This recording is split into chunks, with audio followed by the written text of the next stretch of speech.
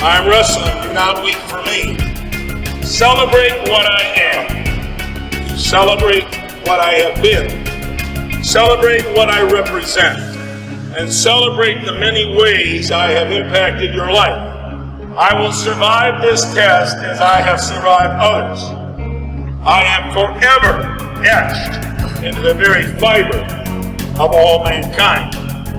The world needs me. Time is on my side. History guarantees me. I am wrestling.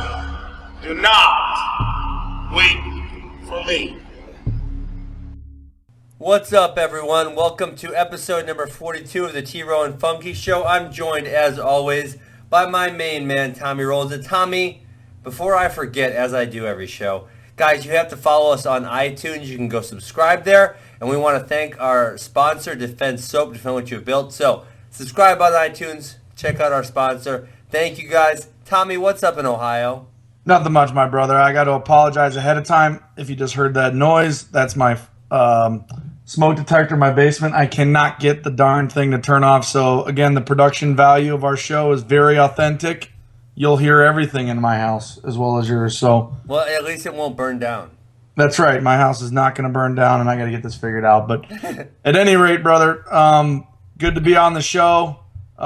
We took a little hiatus last week. But and so for our listeners, though, Tommy, our hiatus was 2 weeks ago. That's true. Did you catch that? Because yeah, Jake, our guy who edits, he was actually sick. That was the issue. So it was took him 4 days to get it edited, and then Christian put our last episode, which was with Coach Smith, up last Wednesday. I'm sure you heard of this show on Tuesday or Wednesday. Although we are taping on Monday night, we're doing this to get done for the debates because that's going to be a knockdown drag out. I'm sure it's going to be entertaining at the very least. Mm-hmm.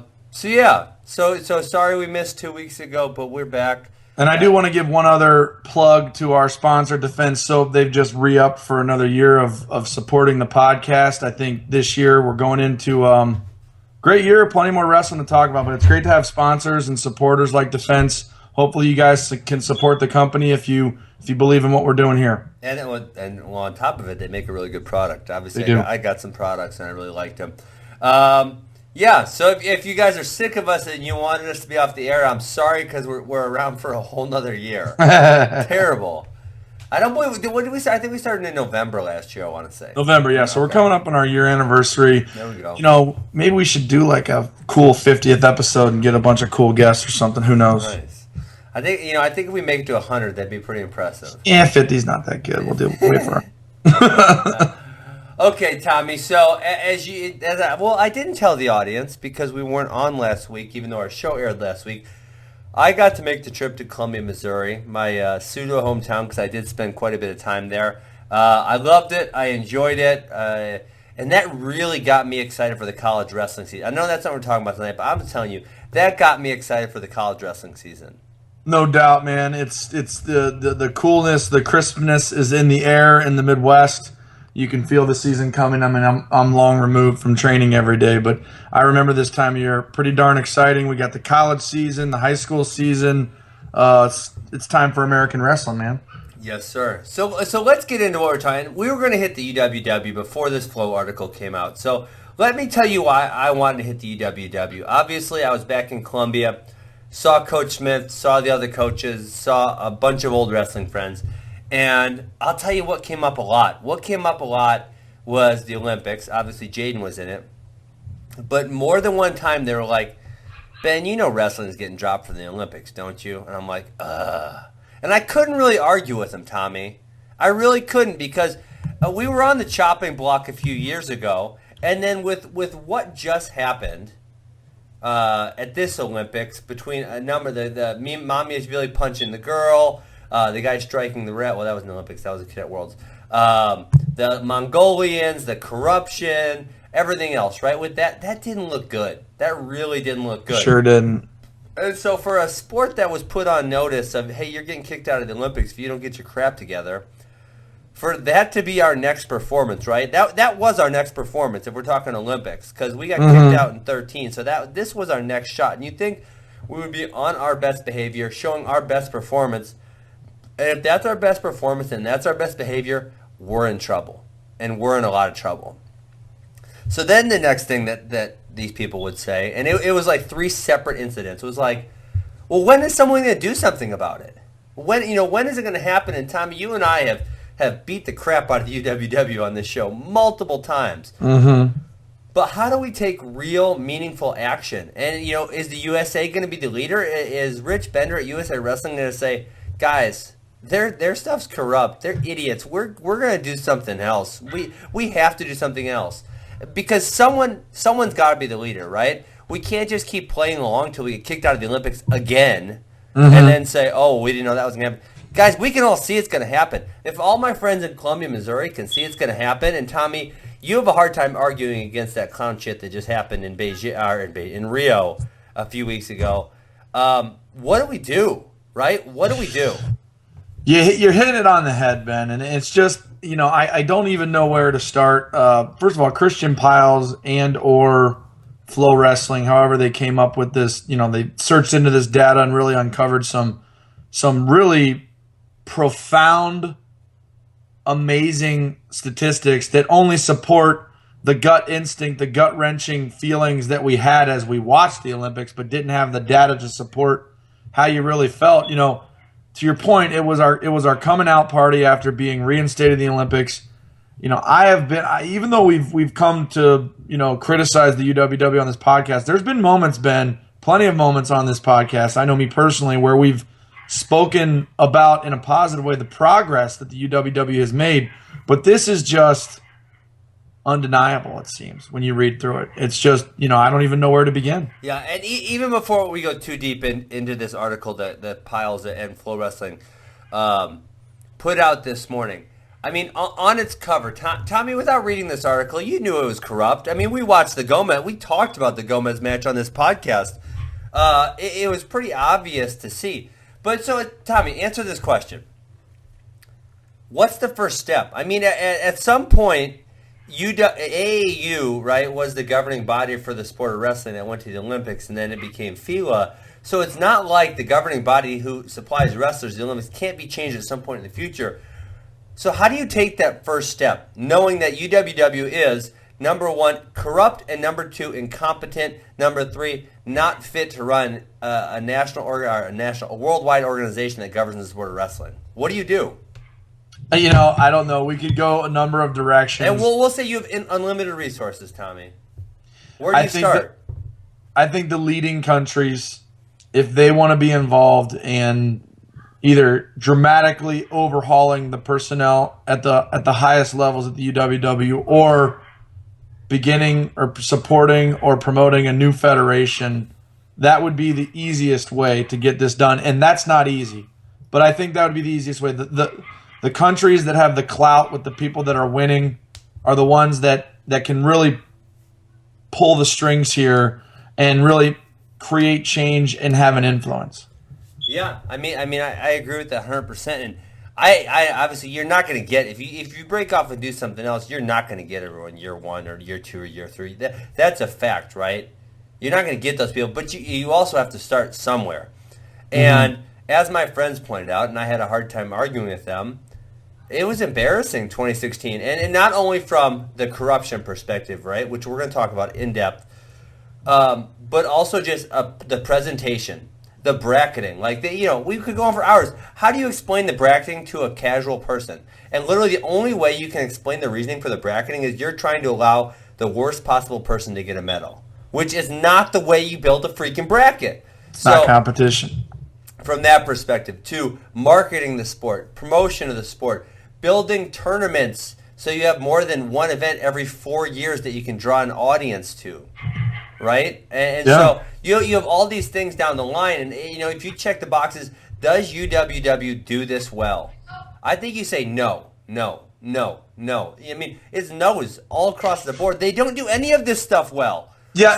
So let me. Don't mean to interrupt you there, but I think you're going off and you're making a lot of great points. Does the UWW do this well? No. Do they do this well? No. Do they do this well? No. But the question what do they do well? Okay, but here's the thing, Ben, is do they do it better?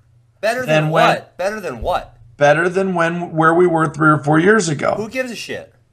Pardon my language, wrestling community. I care because you can't do a 180 overnight. Let me ask you this. I'm just trying to provide. No. Let me ask you this. You gotta let me if you apply were in some charge, let me ask you this. If you were you're saying better than. How about this? Let me say this. Use your better than model and say better than if Tommy Rowlands was in charge. Are they doing it better than that, or could you do it better? I could if I had, but You but could. the question is how quickly, and I don't know the answer to that because I don't know the dynamics. Well, let's not talk about quickly. Let's talk about how could you do it? Yes or no? Yes. Could you build more fair brackets? Yes. Could you have a more fair reffing system? Yes. Could you promote and market tournaments better? Yes, but could you make more than one event every 4 years that's marketable to the public? Yeah, okay, that's true, Ben. But here's the thing: if you took over as CEO of Enron right after there was a systemic, evident culture of corruption to the highest level, could you change Enron overnight? You can't. You start over. Yeah, but would you be good then? Would you be good? Would your company be good? Would you guys perform? Would you make money? You start with the knowledge that shit has to change, and you can change it, and you start building block by block, right? A skyscraper isn't built in a day, and you're not going to build the number one world wrestling organization in a day either, right? But it's got to start somewhere, and we realize this right now, the path we're on with UWW is a path to the demise of the sport of wrestling. If wrestling's out of the Olympic, it gets less funding at the college level. It gets less funding at the college level. It gets less funding at the high school level. It's a big deal. It's a really, really, really big deal. And Tommy, I know you. I know you haven't spent 5 minutes in Worldwide Wrestling Organization. I know I could put you in place and have you do these things better than they're doing them. I guarantee it. I agree, and I feel the same way about a lot of people, you being one of them. Here's what I'm getting at. I'm just trying to provide some practicality to the matter. There is a culture of corruption in the international wrestling system. And do I think the UWW has acted as swiftly and as abruptly and as shock and awe style that maybe I would prefer, that I would do if I was involved? Absolutely not. I'm just saying that these things have layers to them that we need, we don't need to. I'm just saying that there's layers to this. It's not as easy as pulling off a Band-Aid. Okay, let's just put it this way. Okay, let's stop with the corruption for a second. Well, let's take MMA, Tommy. So obviously wrestling is in the Olympics, but wrestling could also, in theory, be a viable business. No one's done it yet. I've tried twice and failed. Better than a lot of people who have not tried. But it could be a viable business. So let's say you want to start a business. Maybe that's going to run worldwide wrestling tournaments. Maybe they're not going to go to the Olympics. Maybe eventually you win the bid for sending people to the Olympics 20 years down the road. Who knows, right? But let's just say your first task is to set up 3 tournaments and then a world championships, right? Mm-hmm. And market those, get people to watch those, get people in the stands. I mean, you could do a better job. I really think within, say, 3 years. I would give you 3 years. You're going to have more people watching and more people in the stands than the UWW is for their events. And UWW's had 50 years. Yeah, I can't argue against that, man. I can't. You can't, right? It's too hard. Yeah. I mean, so from all angles, if we can obviously talk the corruption angle, which we haven't even hit the steroid topic yet at all, right? But then when we talk about just like marketing events, like I don't know if you watched the Junior Worlds, which is a fantastic event, but there was like 42 people in the stands, Tommy. I mean, there was literally nobody there, and arguably that's the second most prestigious event on the calendar. Maybe you could argue World Cup's bigger. Either way, Junior World Championships is a very, very, very prestigious event. They had 42 people in the stands. 42 people. I counted. No, I just made that number up. It wasn't many more than 42. I'll tell you that much. I mean, holy crap. Yeah, this is. Okay, let's take this angle on it, Tommy, because UWW is gonna blow this. They're freaking stupid. This should be where all the resources are going right now. The number one most marketable thing that they could do, or that a wrestling person could do next year, is Snyder versus Sadulayev, right? No doubt about it. And they're going to do it at some stupid tournament in Russia in the middle of January where 34 people are going to see it. Mm-hmm. Right? I mean, you know that's going to happen. Like, I know that's going to happen. It's so depressing to me. It's so utterly depressing to me. That event should be done in front of as many eyes as possible. Make it a spectacle, because that match right there is for the best wrestler in the world. Right? Pound for pound, yeah. Pound for pound, best guy in the world.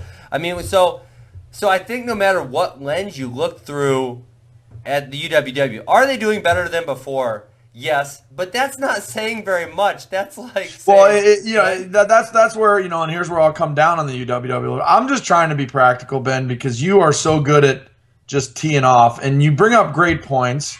But it'd be like this. It'd be like if I took over at Michigan State Wrestling, and they had a bad year last year, and let's say they scored 3 points at the NCAA tournament, and I said, well, we got 5 points this year. That's like what you're saying the UWW is doing right now.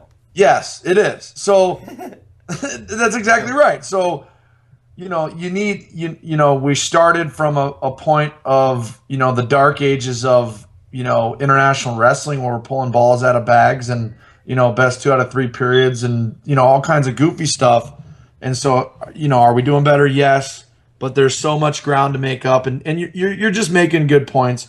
I have a hard time, as many people do. Probably half of our listeners are like you, maybe half of them are like me. But I have a hard time talking smack without providing a reasonable solution. I'm trying to provide one, Tommy. Let's do it. We got an hour. Tommy, if I've already kind of outlined what we do. Tommy, if you give me $1 million right now, or a couple $1 million, I'll host 4 events next year. I'll host some kind of 2 cool events. I'll host some kind of qualifier, 4 of them around the world. And you'll turn a profit? Top 30, not in the first year. I told you it's going to take you a few years, right? That's why I have $1 million. I can lose $800,000 before I start making money. No big deal. You can lose $1 million before you start making money. Well, yeah, so somewhere around there, Keep a little in the bank for some cushion. I would do 4 events.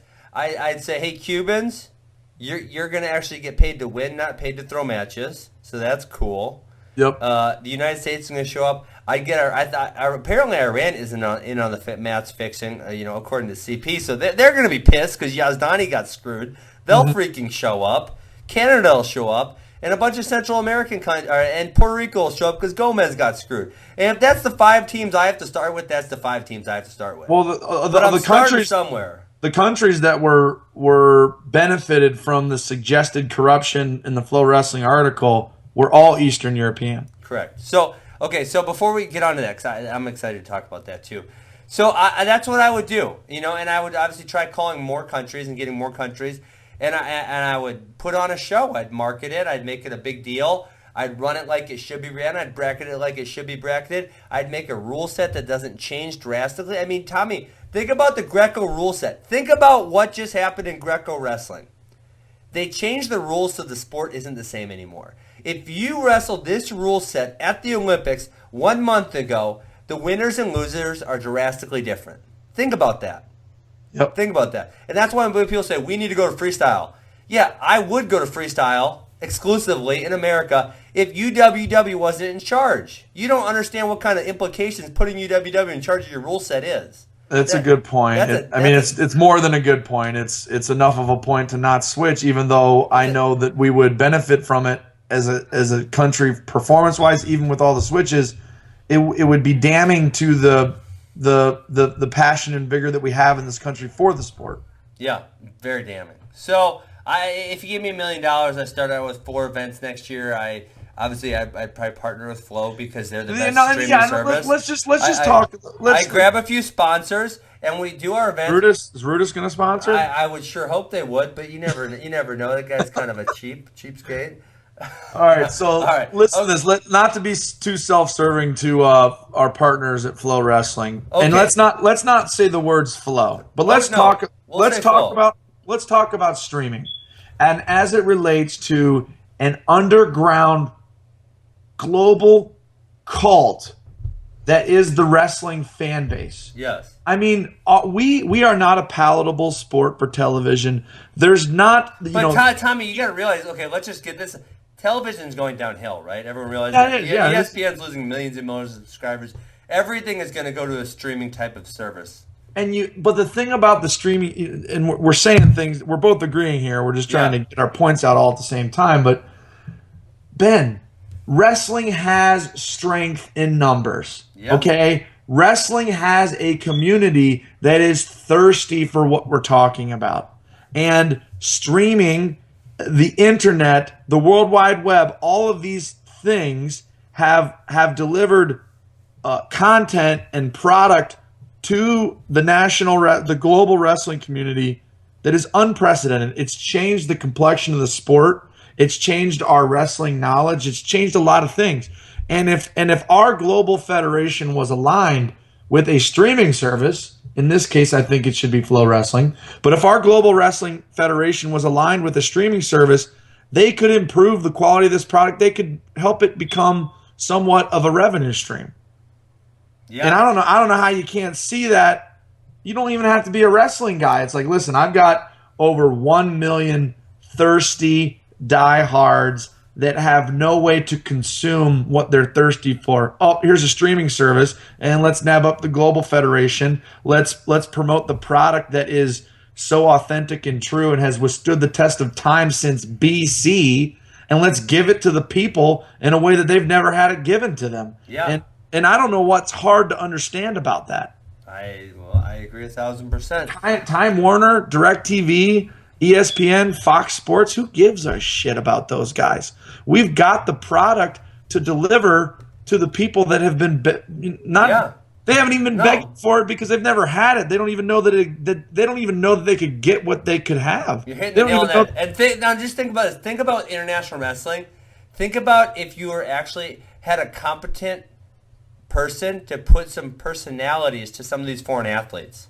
Like, that would sell, right? And so we got that, and that's the kind of stuff that UW doesn't do in any way, shape, or form that we could do. Their brackets, Tommy, online are almost impossible to read. Their database is ridiculous. I mean, so if we could start putting some of these things together in a reasonable manner, it would be so much easier for everyone to understand. And to your point, it'd be more palatable. Everyone would want to watch it. Everyone would want to consume it. And so I don't know if there's any millionaires or billionaires listening to this show. You got our emails. Hit us up. Let's start this. Well, maybe Flow Wrestling can start a federation. I'll quit fighting tomorrow. You would? I mean, if I had a real job that I could start a worldwide. Well, I do have a real job with the academies, but if I got to start, I mean, Tommy, one of my life goals is to start a professional wrestling league, right? And so, like I said, I've tried twice and have not been successful.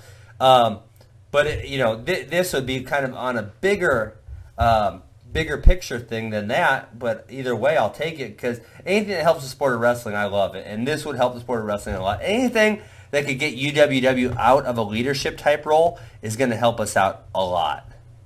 Yeah, it's tough, man. It's tough, really tough. It's very, very, very difficult.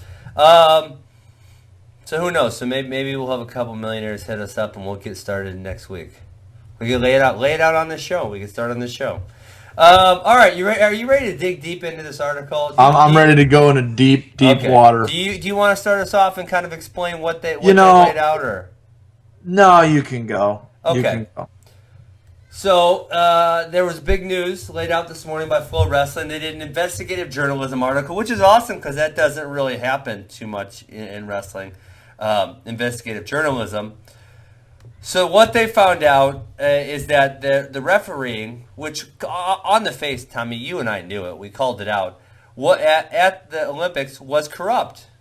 Now I think that the article's lengthy. I think it's kind of hard to follow for someone who's not really, really into it. And then, kind of on top of that, I think there were some other people complaining that they didn't go deep enough with their statistical methods. So Flow, here's the thing. Here's the presumption that I made when I started reading it, Ben. Yeah. And then I was proven wrong as I continued to read. But there's only 3 mats, Ben. So there's not 24. So is there 3 or 4 mats? 3, right? There's 3 mats.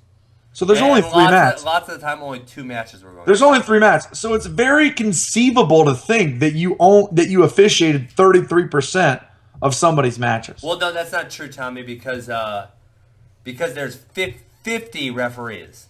And how many per 3, because there's only a couple judges. So there's 9 refs on going on at any given time. Yeah. And there's 50 officials. So there's a probability math to this. I kind of forget it, but you're officiating 20% of the time approximately. 9 into 50 is approximately 20%. So you're approximately on the mat 20% of the time, and of that 20%, you're only officiating one of the 3 matches that are occurring. Yeah, and and then when it gets tricky. So it's like 0.2 times 0.33. Yeah, let's not get people lost on the math. This is the math. Okay, you see what I'm getting at. Then when you start getting into the all these people got paired together multiple times, right? Because you need 2 of the 3 referees to make a call, and then one of the judges to confirm it, right? So the amount of times that those type of people got paired together was, it was ridiculous. I don't even know how to describe it. And could they go deeper into the mathematics? Yes, they could have. But honestly, I think that would turn a lot of their readers off, right? And the point of this article is to get as many readers as possible to make them aware of what was going on. And so, if you do this really, really, really, really deep statistical analysis, you're going to lose a lot of people. You really are. So I'm sure you could go deeper into it, but I don't know that for a website like this. I mean, this is not like scholarly I agree. I don't want to report. get down into that data. I was just trying to justify in my mind. So in my mind, my immediately, I'm always the guy that's like, why do we got to come at people in an accusatory way without backing it up with hard facts? That's how I felt in the beginning of the article, Ben. Yeah. Is how and then by the end, I'm like, dude, that's bad. That is obvious. That is bad stuff. Bad stuff. And the other thing is, I think the math is 0.2 times 0.33 equals, you have a 6% chance of officiating any given country or something like that. Anyways.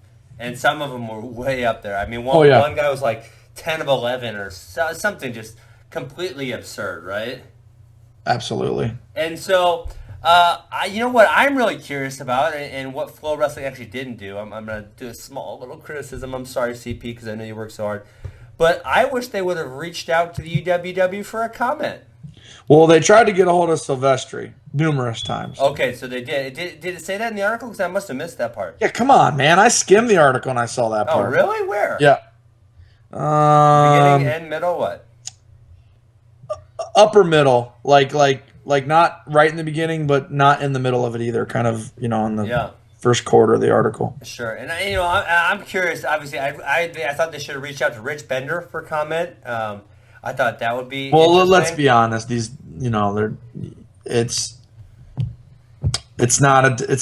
don't think the UWW is a democratic society right now. So if you speak against your government in a dictatorship style, it might not be good for you. Well, and Flo. Which one of these Flo guys is volunteering to go to the Eureka next year? They're drawing the short straw for that one. Holy crap! Great, man. No, I think Mama Shvili's gonna buy him some vodka with something in it or something. Oh my god! Wow. Yeah, dude, it's wild. I mean. So, these statistics are undeniable. There's clearly an intentionally arranged way of assigning mat assignments. And obviously the refs can't choose the winner every time because they didn't, that's what kind of the one that Kinchichavili versus Aliyev, they tried showing how the refs tried to influence the match, but because of the action, they weren't able to, right? Right. And so while they did change the outcome of some matches, Puerto Rico versus Uzbekistan, Iran versus Azerbaijan. So they did influence the outcome of some. But yeah, I guess I'm interested to see what happens. I think the UWW is going to ignore it and try to act like it didn't happen. I think that's what they're going to do. You have to issue a response to something like this. You have to respond to it. If you're a normal operating entity, you have to do, Tommy. If you do WW, you don't got to do nothing. You gotta put what's that animal that puts its head in the sand and acts like nothing's going on? I think ostriches put their head. Yeah, ostrich. Thank you. It's been a while since I've been in school. They're gonna act like an ostrich. They're gonna stick their head in the sand and hope no one sees them. I mean, that's what they're gonna. But their butt's still showing. Well, yeah, but they don't. They can't see that because their head's in the sand. Yeah. I mean, what do you think they're gonna do? I don't know, man. It's And then on top of that, if you're these other countries, if you're Iran who realizes you got screwed because of this, right? Or Puerto Rico, which we'll say Franklin Gomez, is an American because he lives here. What do? Do you just say we're not coming next year? So it looks like there's five judges. So there's five officials per match. So there's 3 referees, a judge, and a backup judge. Okay. And you know what's funny? Actually, one of my friends who I talked to this week and who got me all fired up about the UWW stuff, before this article even came out, a guy named Tyler McCormick, he was a 2-time All-American, 4-time academic All-American. The guy is totally freaking smart. He's a lawyer now. I remember the day of the Olympics, he had a picture of this referee, and he said, well, this guy, I can't recall the name right now, this guy was the judge on all these mats where all these bad calls are happening. So he was onto it before any of us were onto it. We knew there was cheating going on, but he made the connection before, long before any of us made this connection that hey, there's a gimmick going on here. Mm-hmm. So I thought that was really interesting. So I mean, okay, so Tommy, if you're the United States or Iran or one of the non-3 countries that was cheating, I got to be honest, Ben. Do you show up next year? If I'm the director of USA Wrestling, if you're rich, if I'm rich. Yep. What I'm doing now and probably have been doing for quite some time. Because they had to alert them that this was coming out, correct? Well, even if it's the official stuff, just other stuff. There's just countless stuff. I am raising all kinds of hell behind the scenes. I don't think that I would, maybe at this point, but I don't think I'd be at the point up until reading this article publicly issuing an American stance on what the World Federation is doing. It's not that simple to me. So what do you do? I would be saying all the things that you and I have said to each other. I'd be saying to the Federation's leaders. I'd be saying to Congress. I would be a huge fire and brimstone type of guy behind the scenes. But to speak out always the best thing for you or for the Federation that you're trying to maintain. But at some point, sometimes it's the Mongolians dancing on the man in their underwear. At some point, you just get so sick of what's happening and realize, like my friend said, Ben, wrestling's not going to be in the Olympics if this crap keeps happening. I mean, they're just done, right? It's embarrassing. It's an embarrassment. So at some point, you have to take that, because why do we think that USA Wrestling is going to be able to under the table influence what's happening? At this point when they haven't really been able to influence it yet, right? So what? Don't they have to take a public stance at some point? You there, Ben? Yeah, I'm here. Did you hear me? I lost you for a second. I said, when do you have to take? At what point do you take the public stance? I think we're there. I think we're there. I don't think we've been there though. Honestly, so you think Rich Bender's going to make a public statement about what happened? I think he's. I think we're down. We're getting down to a point where it's pretty interesting information. Either that or you force the UWW's hand in addressing it. You force the UWW's hand to say either you address this or I'm going to address the American position or something along those. Tommy, I literally think that they're so stupid that if the United States said we ain't coming next year if you guys don't do something, they're not doing nothing, and they're saying, "Yay, we're gonna get more medals because Kyle Snyder won't be here." I mean, literally, that's how stupid I think these people are. Well, yeah. Man. So maybe USA Wrestling takes the lead in starting this new organization that needs to happen. Maybe I feel like USA Wrestling took the lead to preserve Olympic wrestling. Sure. I mean, so they lead again.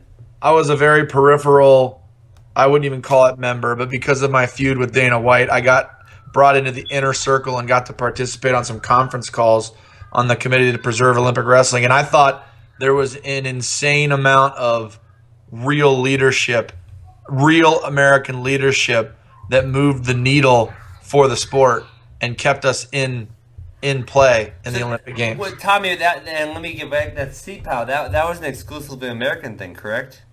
Yes, for the most part, Ben. Yeah, I mean it's 95. It was American initiated. It was American. I remember the first call. It was awesome, man. I felt like I was on a call where the leaders of the people who wrote the Declaration of Independence, the way they were speaking about our sport, it was like my hair was standing, my hair on my arms was standing on its end. But so what those people were saying on that phone call that day, have you seen any of those changes come to fruition?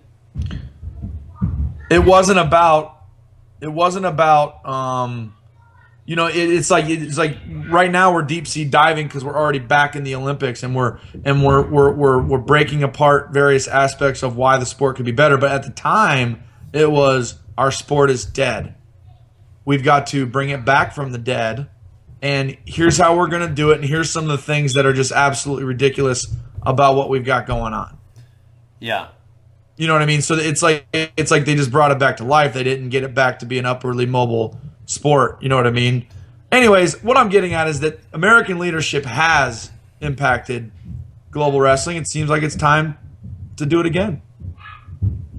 Yeah, I mean, I can't see it happening any other way because these countries, obviously the three who are involved are three of the most powerful countries in the wrestling world, that being Russia, That's what makes it Azerbaijan, tricky. and Uzbekistan. That's what makes it tricky. I think you got to say see you later because listen, Tommy, those referees weren't just like, hey, let's get together and help these countries, right? He's that came from the top. That came from the top. That came from the highest of the high. You referees are going to make this happen. The head of the referee. That's exactly right. The head of the referee thing, Silvestri, the head of the referee group, is German. Yeah. Okay? He is a pawn. He's a pawn. He is a pawn. Yes. There's no doubt. I don't know who's behind it or how I can speculate, but Silvestri is not the mastermind behind this. We all know that. No, I think that's obvious. So when you're talking these three countries, do you ban these three countries next year? Because obviously someone very high up in their leadership planned this. I mean, there was some serious thought that went behind this. How do we execute this? How do we not get caught? How does it help us? How much money do we pay these referees? Because now they're bringing other referees into the fold, right? Now you got to keep it all quiet because it's illegal, essentially. It's not supposed to be happening. So there was a lot of thought in this. So do you ban do you ban Russia, Azerbaijan, and Uzbekistan from the next World Championships? Is that what you do? Again, that's strong. That's strong. They've got to audit themselves. They've got to audit themselves or bring in auditors. You know what I mean? Yeah. If that happens, does someone end up in a river somewhere? Yeah. I mean, hell, the Mongolian coaches got kicked out for 3 years for doing far less than these people. Yeah. I mean, Tommy, you realize the Olympics were over. They finished over a month ago. Mm-hmm. And UWW still has not made a statement on the refereeing. You realize that, right? Think about that. Think about how mind-blowing that is. It is. Yeah, you're thinking right now, like, holy crap, did they really do that? Yeah. Like, think about if someone, you work with Rudis. Think about if someone in your business or your vegetable business, on the biggest of the big stage, Tommy, I mean, this is on national, worldwide television. Millions of people are watching, paying attention. Hell, the Mongolian thing went viral, so millions upon millions upon millions upon millions of people saw that, and you didn't even make a statement. It's been over a month, and you haven't even made a statement. Think about that. Unbelievable. Yeah. So why do you think they're going to make a statement on an article on Flow if they didn't make one that was when there was broadcast cheating in the Olympics? Right? They're not going to make a statement. They're really not. You don't think? Well, I mean, they didn't make one about that. They didn't make a statement about. There was never a published this is incriminating. I mean, you have to. But they admitted guilt though at the Olympics because they kicked the referees out. They suspended them. They ejected them. So they at least admitted guilt of some extent, or admitting that there was cheating or fraud, or I don't know what you want to call it, but they admitted something was amiss there because they did eject those referees, and they didn't make a statement about it. Yeah. Or if they did, I missed it. I mean, but I don't think they did. It's pretty interesting, man. I mean, I don't even know where to go from here. I'm excited for what's next, if anything. If anything, and if nothing happens, what do? We got to break off. I mean, USA Wrestling has to be the leader here, and they have to say we're doing something else. Well, I mean, yeah. I'm with you. I'm with you, Ben. It's just. Sometimes you got to get strong on them, Tommy.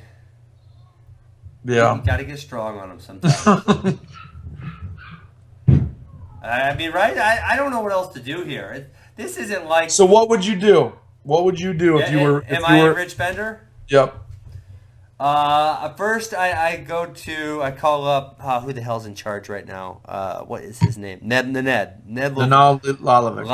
and I say, Lalovic, you got 24 hours. Russia, you make a statement. Russia, Azerbaijan, and Uzbekistan are all out of the World Championships next year, possibly longer, or else. You got 24 hours, and I hang up. Then I got 24 hours to figure out what the hell we're doing. and then John Smith calls you up, and Kale calls you up, and then we get on a conference call. And Tom Brand says you can't do this. You know, my guys have been training. We got to do it. We have to. You have to do it. I'm just presenting the layers. I'm just presenting the layers. No one cares about the World Championships anyways. So is that what you say to John and Kale and Brands? Yep. And I say, guys, we're getting. Maybe one out of the three maybe one out of the three. I mean, you know, Kale's guy is one of the guys that got screwed the hardest. Yes. So Kale's ready. Kale's like, screw those dudes. Let's go. I'm just presenting the layers. Listen, I mean, if you're Bender and you are going to have these guys coming at you, like you said, you got to take a strong position. You got to stand by what you're saying, and you got to execute. So I say you got 24 hours. If they don't do it, I say, all right, we're hosting our own World Championships, and I start going, and I'm going to start putting it together. I'm going to call Iran, say, hey, Yazdani got screwed. Come. I'm going to call Cuba. You guys been getting screwed for years by getting paid off. We'll pay the winners here. I'm calling Puerto Rico. Come on. I'm calling Canada. Come on. And I'm going to just start calling and get as many as we can. Well, who is the Georgian? They were trying to screw him in that match. I'm calling Georgia. Georgia's coming, right? So I'm just going to start going one by one, and we're going to start putting on a World Championships. And, we're going to do it right. We're going to do it the right way. And eventually, right, Tommy, it's a money thing. If you can create an event that makes money, you can pay athletes. If you can pay athletes, they're all going to show up.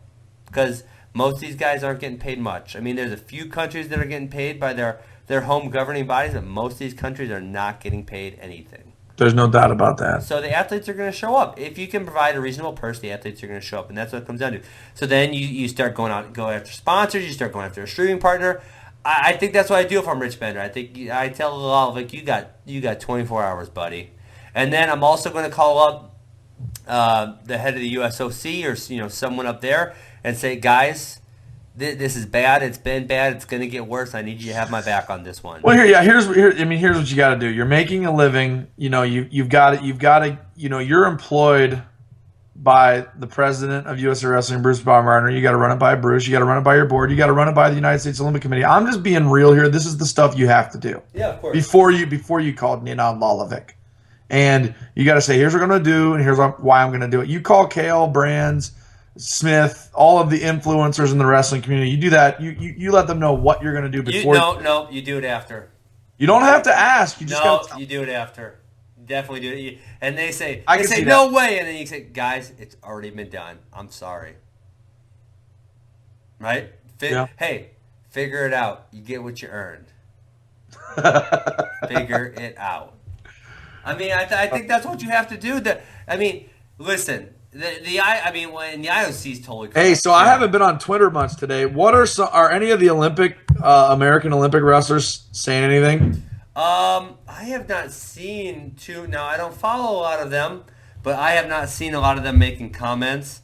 I would have thought if there was a lot of strong comments that Flo would have been retweeting them in support. I don't know that the article. And that's what I'm saying, man. That's because it's not a democracy right now.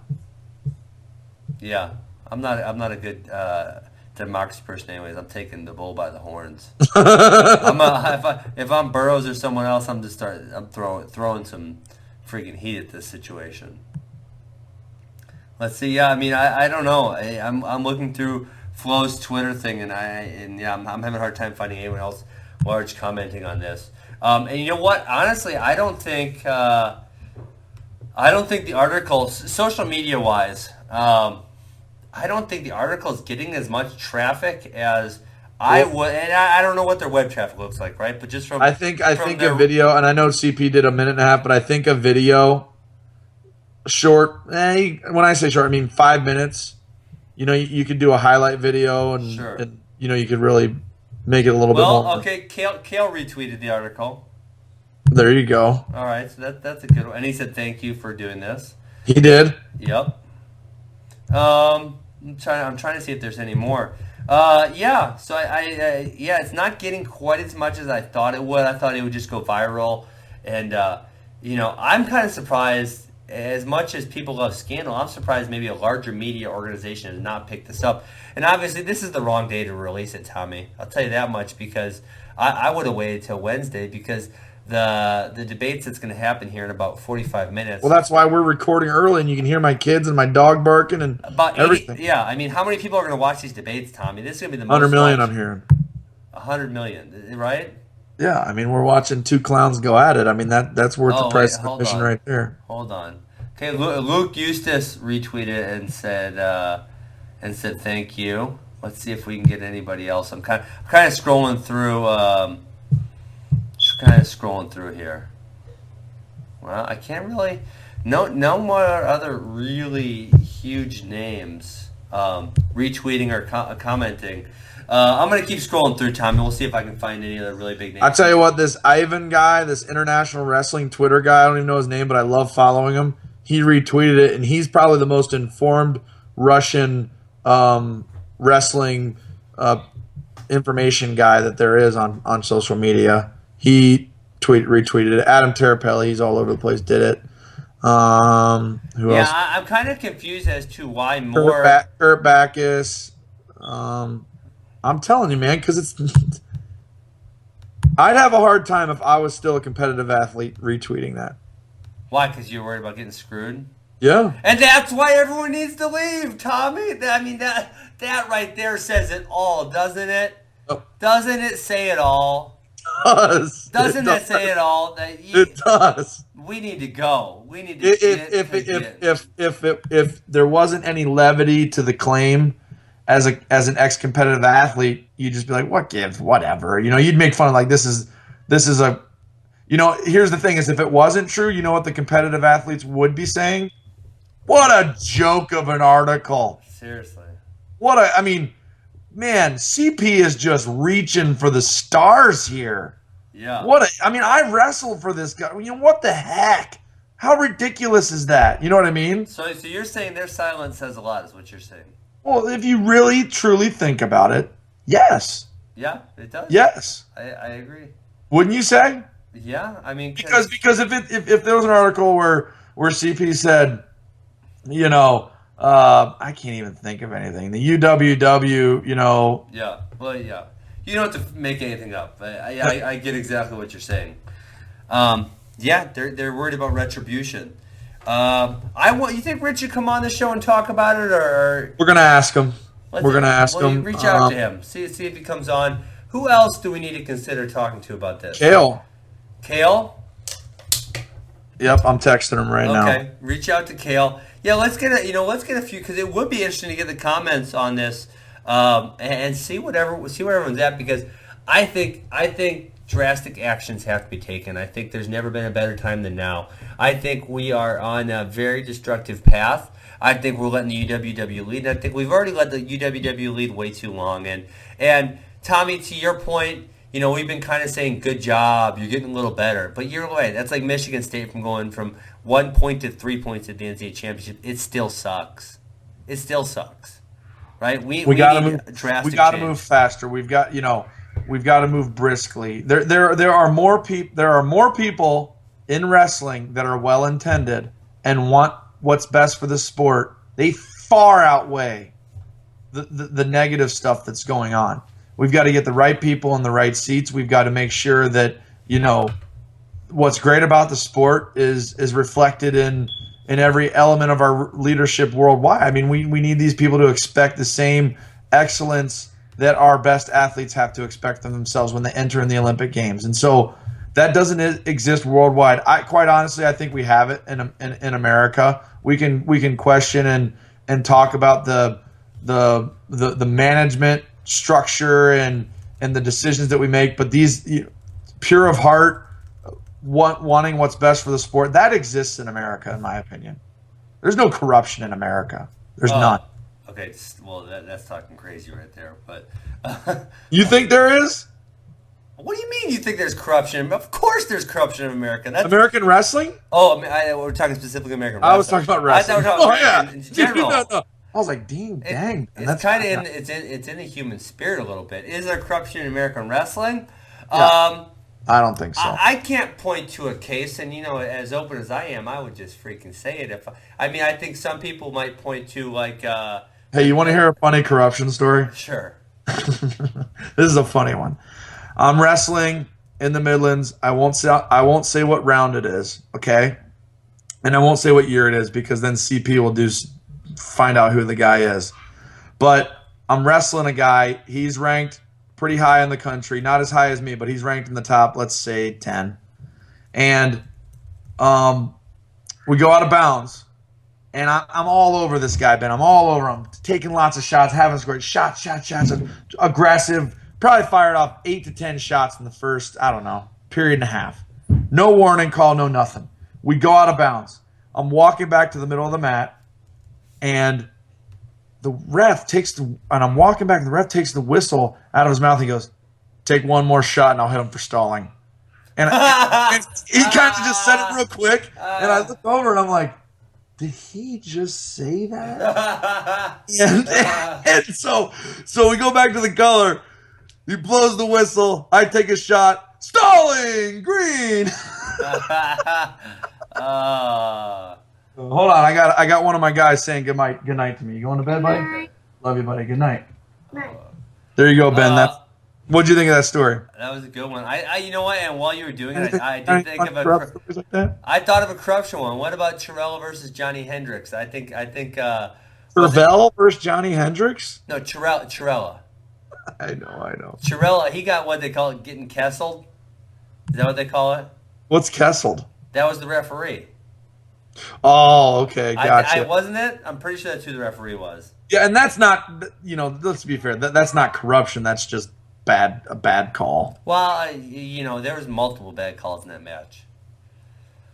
But yes, okay. So as a percentage, how many folk style matches do I watch and come away with the feeling that there was something amiss in the refereeing versus how many freestyle matches do I think that at the D1 collegiate level? The numbers are astoundingly different. No, I mean I can honestly say I don't think I can think of a D1 college wrestling match where when I watched a bad call be made, because there's a lot of them, where I'm like, that guy wants that guy to win. Yeah. I don't think I can think of a time. Can you? Chirella versus Hendricks. You think that had? Come on, dude. I think so. A guy probably loves Oklahoma State. Where is Kessel from? Is he from Oklahoma? Is that who did the match? I'm Googling right now. Who refed Anyways. Chirella versus Hendricks? I remember watching that match, and I'm the next match up, Tommy. Right. This is 2006. I'm ready. I'm getting ready to whoop Herbert's butt, and I remember thinking like, are all these calls really happening? Like, is this really going on right now? Hendricks is really going to win this match because it wasn't like 1 or 2 or 3. It was like 5 calls. Like unbelievable. What yeah, it's I don't think our American wrestling culture is pure of heart, in my opinion. Yeah. Not that that counts for anything, but I'm just saying. I'm trying to figure out who reffed this match. Oh man, it was bad. Oh, Gary Kessel. It was Gary Kessel. I was correct. Ha. That's so funny. All right. Hey, we wrap it up. We went off on Let's do I want it. to talk Yeah. about the NWC All-Star next week. That's if we can't get someone else on to talk about the Yeah, and plus I want to talk about the freshman blues at the collegiate level, but we're an hour in, so we'll do that next episode. I think it's an interesting topic, Ben. I think you and I can probably tell some good stories, whether it be Sure. about ourselves or about others. But I think that it's amazing how blue chip recruits can show up on a college campus and just not have it together. Oh So, boy, stories I could tell you that we can't tell on here. that's right. All right, Tommy, have a great night. You too, brother. Enjoy the debates. All right, you too. See ya. See you. You are listening to the T-Row and Funky Show, brought to you by Defend Soap. Defend what you have built.